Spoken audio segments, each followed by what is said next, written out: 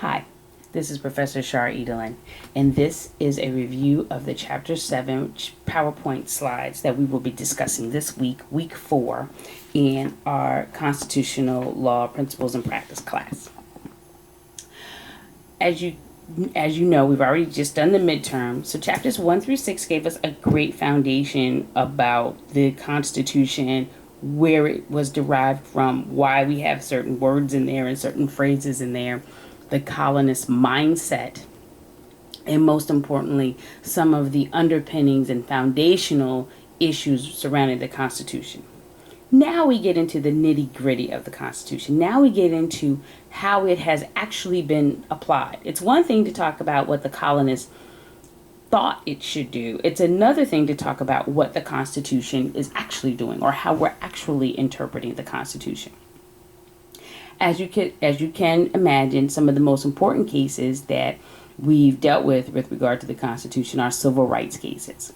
And civil rights not only based on race, but based on gender, based on occupation. There have been a lot of issues that have come up over time regarding civil rights and liberties. And in this country, as we've talked about before, civil rights and liberties are really the foundation, the most important rights that we have, I would argue.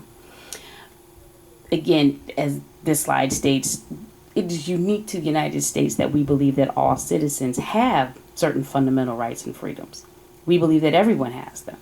The right to pursue to happiness, the right to be free of persecution, all of those things are important to us. For example, and I've just outlined 3 that came to my mind first, actually. The right to file a writ of habeas corpus.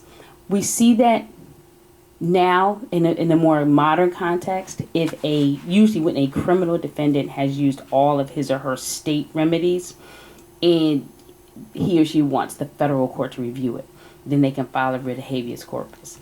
It technically means that the jailer must bring the imprisoned person to court, and that stems from the past where in England the English were persecuting the colonists, and they would put them in jail first and ask questions later. We don't really have that issue now, but however, you still have the right to file a writ of habeas corpus to require a federal court review your state issue. There are no bills of attainder. Basically, that means that you punish someone, you put them in jail without a trial or sentencing. However, we will see this as it comes up in later chapters.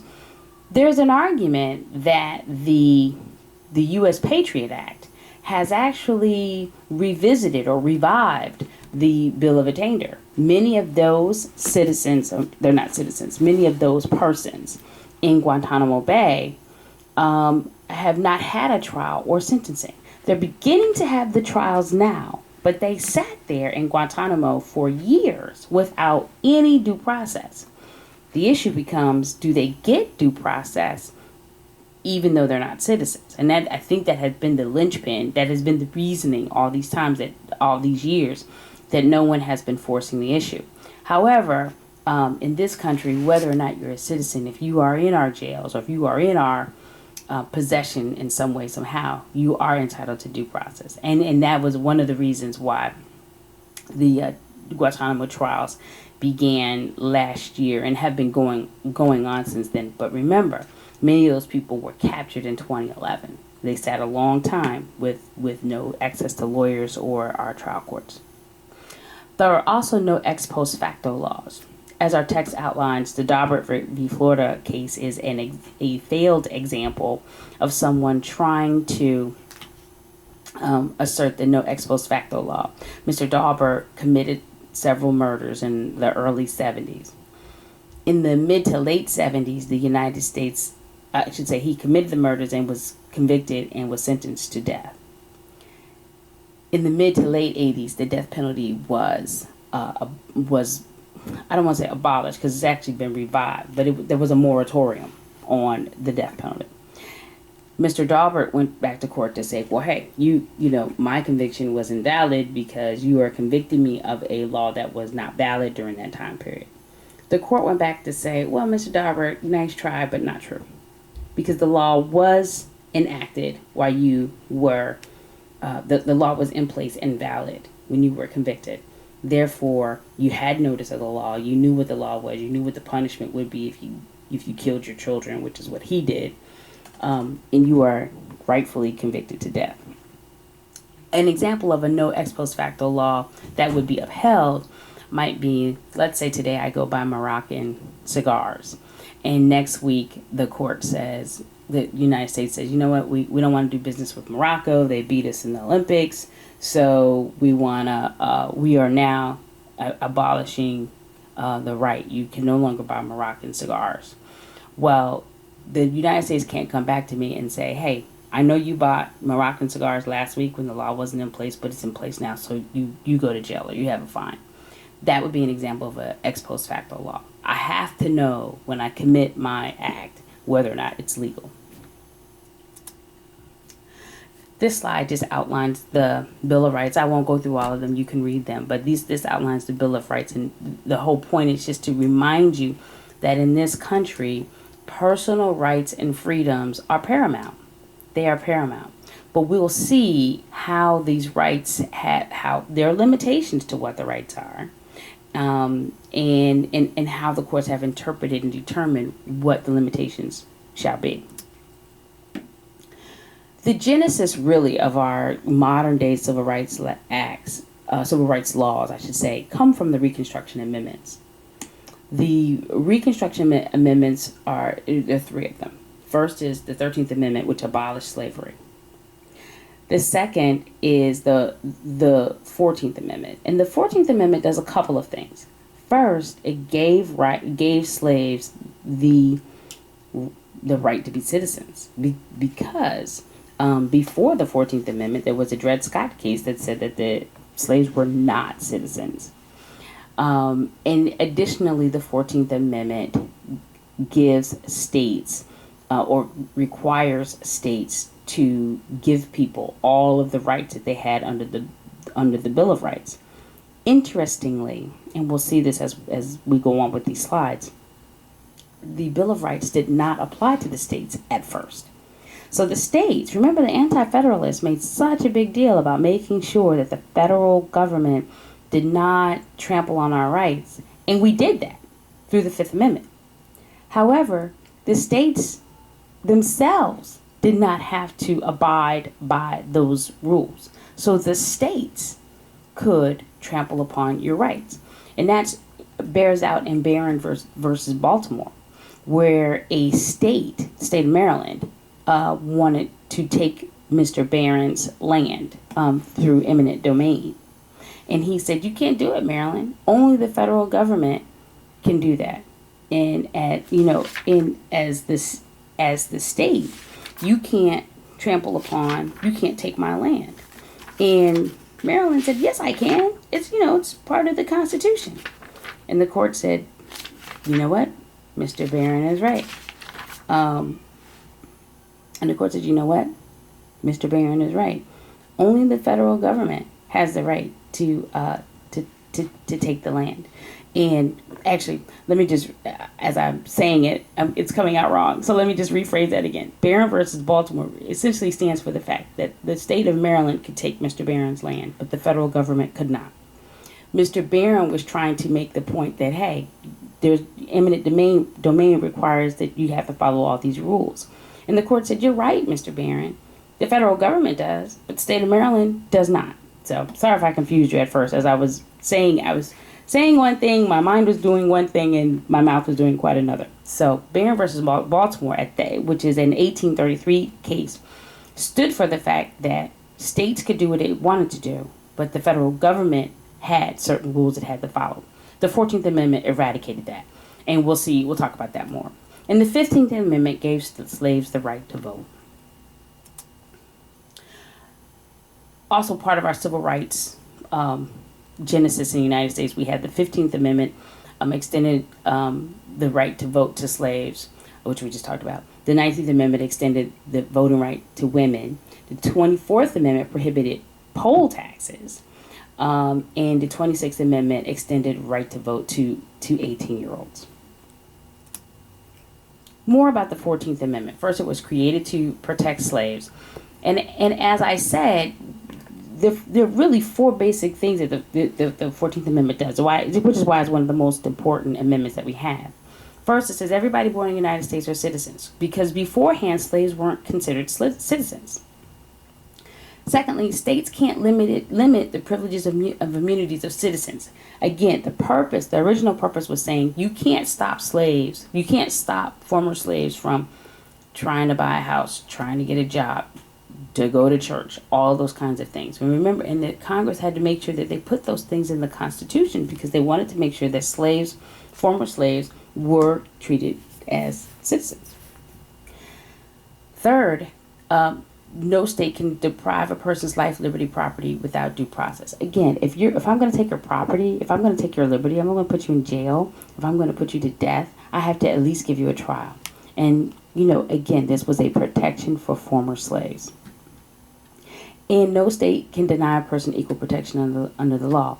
Again, remember, all of these things that we talked about in the 14th Amendment are already outlined for the federal government under the 5th Amendment. But Congress realized that the states did not have to follow the laws. Go back to Barron versus Baltimore. So they had to create the 14th Amendment to make sure that the actual states and the local governments, remember federalism, so we have the federal government and we have the state and local governments, had to also abide by these laws. All right, because essentially all politics is local. Congress wanted to make sure that former slaves could survive. They needed to be able to find food and shelter and clothing and jobs. So the 14th Amendment did that and ensured that states could not be discriminators. And you'll see, obviously, the 14th Amendment has expanded past protecting former slaves, but this is the genesis. This is where it comes from, and this is why it was created or enacted. The incorporation doctrine. Here in the incorporation doctrine is really just an offshoot or an explanation for the 14th Amendment. Again, as I said, the 14th Amendment was created to ensure that slaves would be able to survive in this society as free people. And it also ensures that states follow all of the laws and states are not discriminators against people. And that's why we call it the incorporation doctrine. Essentially, the Bill of Rights was incorporated to the states. Interestingly, the Supreme Court it would have been much easier if the Supreme Court had just had one case and they incorporated all of the Bill of Rights to the states. But they didn't do that. The Supreme Court actually took its time and incorporated each Bill of Rights individually in many different cases, and many different cases throughout the years. Currently now, all the Bill of Rights are incorporated, and all the states must follow them. But it took some time. I mean, well into the 14th Amendment was created in the late 1800s, but all the rights were not incorporated for about 100 years. It took about 100 years for that to happen. So again, the Supreme Court did make it happen.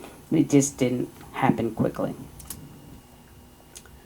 Equal protection in the 14th Amendment. Now remember, one of the concepts of the 14th Amendment is that each person shall have equal protection under the law. I can't treat people in Middletown better than I treat people in Glasgow. Everyone has equal protection under the law. Again, if the state is the discriminator, so here's the key when you're reading cases and you're doing analysis. If the state is the discriminator, then the Supreme Court must apply the 14th Amendment.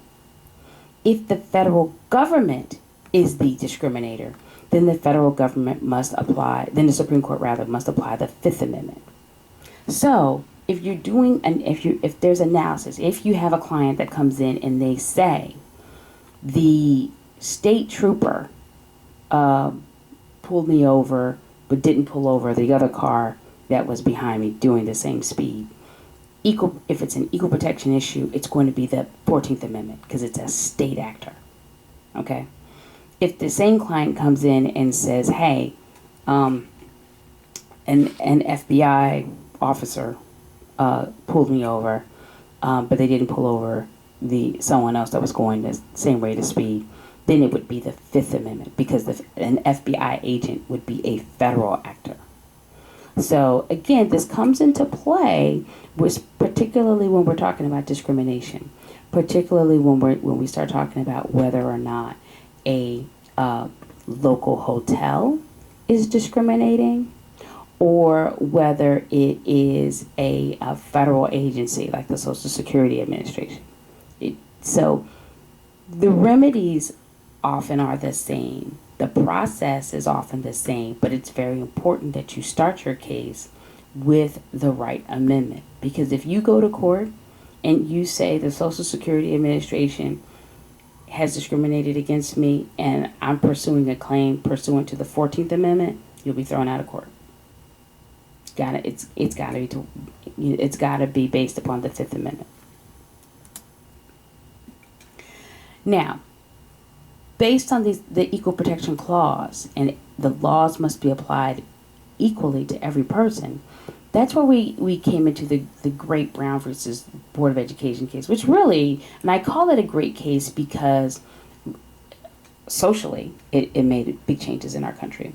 But legally, it's one of the times where the court looked back at a previous case and declined to follow it. Remember, our very first chapters, we talked about the concept of stare decisis. And stare decisis is a concept where the court must follow what other courts have already stated. If one court, remember I said, if one court says, if the Supreme Court says the Eagles are going to win the Super Bowl, all other courts must say the Eagles will win the Super Bowl. The Supreme Court can always go back and say, well, Michael Vick is hurt, so we're not going to follow stare decisis, and we're going to decide that I don't even know another good football team other than the Eagles, but some other team is going to win the Super Bowl. Well, that doesn't happen often, and Brown v. Board of Education is one of those cases, which is why I call it a great case. It's a great case socially, and it's a great case legally. So originally, the Supreme Court ruled that African Americans were equally protected, even though they had separate facilities. That was where we get the whole idea of separate but equal, and that was Plessy versus Ferguson. But the Supreme Court went back in 1954 and reversed itself and said, even though the schools in particular are separate but equal, that does not give equal protection under the law to African American students. Therefore, the schools had to be integrated. Couldn't be separate but equal. With that said, and I apologize for the phone ringing in the background. I didn't think about that when I was taping. Next time we'll take care of that. But with that said, Brown v. Board of Education became the law of the land, and the states were, and the schools were in fact integrated. And Brown v. Board of Education is actually a great case to read for that reason. If you reading Brown v. Board of Education, you can read the why the court made its decision in Plessy versus Ferguson, and then the court went on to change its decision in Brown v. Board, and it talks about how the segregation of children certainly affected the ability for African American students to feel that they were equal to their white counterparts. So it's an important case, and I recommend that everybody read it. And if you have any specific questions or want to talk about it, please post a question to the discussion board, send me an email, or we can talk about it in class. But it's an important case, and every student should have read it and understand it and have a good understanding of why the court made the decision it made, and understand it for its social underpinnings and also for its legal importance. So just a recap of what I talked about: civil rights legislation, the Reconstruction Amendments. And by the way, just as a point of history, the reason why these amendments are called the Reconstruction Amendments, if you remember, after the Civil War, the whole South had to be reconstructed. So, and they call that era the Reconstruction era. So these are called the Reconstruction Amendments. So the civil rights legislation, the reason we call these Reconstruction Amendments is because it was during the Reconstruction era, and they were the genesis of our civil rights legislation. But there were bumps in the road. Again, the state action doctrine. Remember, we had to incorporate the 14th Amendment to make sure that the states did not discriminate against former slaves. And in U.S. v. Stanley, it was actually determined that the 13th Amendment was very strictly only applied to abolishing slavery. It didn't abolish other types of discrimination. Thankfully, we had the Jones v. Alfred Mayer case, which expanded Stanley and said, well, no, the 13th Amendment does apply to things other than abolishing slavery. It also applies to what they call vestiges of slavery, or things that are lasting imprints of slavery, things that have stemmed from slavery. In Jones v. Alfred Mayer case was a housing matter. Again, the Supreme Court was saying you can't not allow former slaves and or their descendants to not get housing. They have to have shelter. So those are parts of the bumps in the road that have, again, we had this 13th Amendment and then we had to expand it. One would think that Congress, when it abolished slavery, didn't think, well, we also have to make sure that that they have to live. The former slaves have to live, and we had to have other cases that explain that. And that's a great part about the Supreme Court. It explains things, it interprets things, it expands things. So the civil rights legislation has expanded, as I just said, to pass other civil rights. These amendments have been expanded to pass other civil rights cases. The Civil Rights Act, the Voting Rights Act, the Civil Rights of Institutionalized Persons. So again, we're getting beyond just helping former slaves, but now the Civil Rights of Institutionalized Persons. You can't think simple things that we take for granted now. You cannot commit someone to a mental institution if they are an adult. Unless they are a danger to someone else. The Americans with Disabilities Act is a prime example of a law that we now think of as just, we all just follow it, and but it is something that came about through civil rights legislation. The way that Congress has been able to pass many of these laws is through the Commerce Clause. Now, we talked about this last week. We talked about the Commerce Clause and how really anything that travels from interstate commerce, if you're traveling from Pennsylvania to Delaware to Maryland, it's interstate commerce. And Congress is the legislative branch, is the legislative branch, but it is the branch that handles interstate commerce. Congress was trying to grapple with civil rights in the 1960s and how could we've gotten past slavery. We no longer enslave African Americans, but we want to make them as equal citizens. We want to uphold the 14th Amendment. So one of the ways we did that was through the Commerce Clause. And I'm going to go back to our other slide. Many of these civil rights legislations were passed because of the Commerce Clause. They were passed because Congress was able to say, by discriminating against people, we are affecting interstate commerce in a significant way. And remember the mudflaps case I talked about. If you're affecting commerce, interstate commerce, in any kind of way, Congress can control that.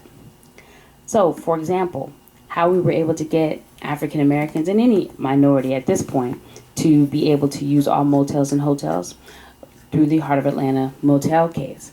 In that case, the Heart of Atlanta motel, well, first of all, the Civil Rights Act of 1964 was passed, and part of that act said you could not discriminate against anyone that wants to go to your hotel. And the Heart of Atlanta Motel said, we've never allowed African Americans in our hotel, and we don't plan to now or ever. So the Heart of Atlanta Motel. So it wasn't African Americans who sued. It was the Heart of Atlanta Motel that sued the United States government and said this law is unconstitutional. Well, the Supreme Court said, you know what? That law is constitutional, and that law is constitutional because when you don't allow travelers to cross into the state of Georgia and go to your hotel, you are significantly impacting commerce. And if there are hotels that don't allow black travelers to stop and rent a room, they are affecting interstate commerce. And again, this is an interesting case to read because it does talk about and mention things that that back in the 60s, African American travelers had to oftentimes travel long periods of time. They had to map their routes as to determine which gas stations would allow them to gas up, where they could stay overnight if they needed to. And their routes were very limited to where they could stop and where they could go. In the Commerce Clause, during the 60s, the Commerce Clause was pretty much used for everything. It was widely used, and I think there was a point where, there was a thought that if Congress could show a nexus to the Commerce Clause, then an action would pass. Here's the limit. Look at U.S. v. Morrison, which is a more modern day case. And in there, the Congress had passed a law, Violence Against Women Act of 1994, which stated that if a person was a victim of a gender-based crime, then he or she could sue for civil damages in civil court. The Supreme Court struck down that law. It said, now look, we've allowed the Commerce Clause to be expanded ad nauseum, but we don't see any connection between gender-motivated crimes of violence to commerce. And as much as I would love to protect anyone who's a victim of a crime, I have to agree with the Supreme Court on this issue.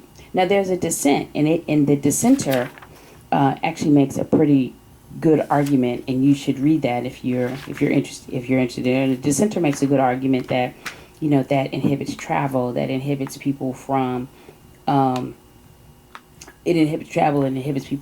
making moves to do different things in their lives, and and victimization it doesn't just happen in that apartment or house or park.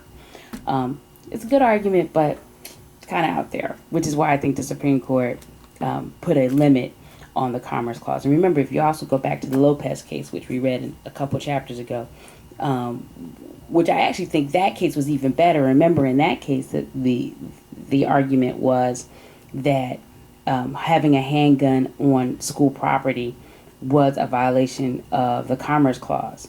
And the Supreme Court said, no, it's not. I actually think that's a better argument because you can certainly argue that the gun if you could prove that the gun traveled across state lines, then it was a violation. But that was a Lopez case, and the court struck that down. So Morrison was right after that, and I don't think Morrison had a chance. So those are all of our slides for today. I am hopeful that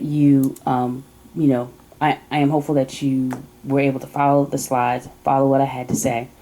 I'd love your feedback on this because I'll put up more videotapes of me if you like it, if you like the style, just in case you miss a lecture, or on our since we are a hybrid class, on the classes that we are scheduled not to meet. And look for this on Blackboard. Thank you.